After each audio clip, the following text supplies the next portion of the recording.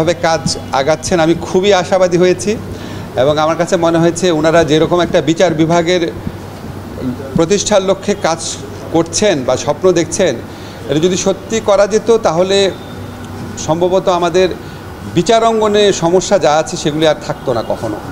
এবং আমাদের এখানে আইনের শাসন, মানবাধিকার, মানুষের অধিকার অনেক বেশি সুশক্ত হতো।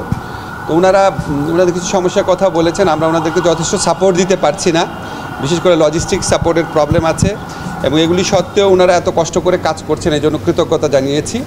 আরেকটা ব্যাপার হচ্ছে, দুইটা ব্যাপারে ওনাদের কাছে স্পেসিফিক সহায়তা চেয়েছি, এটা আপনাদের জানাতে চাই। একটা হচ্ছে, আপনারা জানেন যে বিগত ফ্যাসিস্ট সরকারের আমলে গায়েবী মামলা হতো, সরকারের পক্ষ থেকে গায়েবী মামলা দিত। আর এখন আমরা সরকারের পক্ষ থেকে কোনো মামলাটা আমরা দিচ্ছি না। সাধারণ লোকজন, ভুক্তভোগী লোকজন, রাজনৈতিক প্রতিপক্ষ তারা অন্যদের ব্যাপারে ঢালাও মামলা দিচ্ছে। ঢালাও মামলার একটা খুব মারাত্মক একটা প্রকোপ দেশে দেখা দিয়েছে, এটা আমাদেরকে অত্যন্ত বিব্রত করে।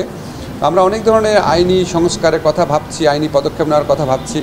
ওনাদেরকে রিকোয়েস্ট করেছি এখানে বাংলাদেশের বিচার অঙ্গনে যারা বেস্ট ব্রেইন আছেন, সুপ্রিম কোর্টের 2 ডিভিশনে বা ঢাকা বিশ্ববিদ্যালয় বা প্রাইভেট যারা ল প্র্যাকটিস করেন তাদের মধ্যে থেকে ওনারা সবাই আছেন। ওনাদের কাছে একটা আমাদের একটা প্রত্যাশা যে ওনারা আমাদের আইনগতভাবে কীভাবে জিনিসটা ট্যাকল করা যায় ওই পরামর্শটা নিতে এসেছি। ওনারা আমাদের পরামর্শটা দিবেন, নিজেরা কাজ করে রিসার্চ করে জানাবেন।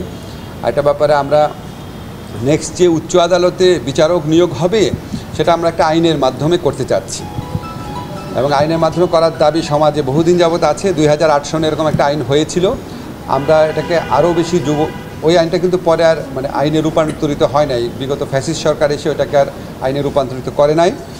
আমরা এরকম একটা ওই আইনটাকে আরও বেশি যুগোপযোগী করার জন্য ওনাদের সহায়তা চেয়েছি, যাতে নেক্সট যে অ্যাপয়েন্টমেন্টটা হবে সেটা যাতে আমরা আইনের ভিত্তিতে করতে পারি।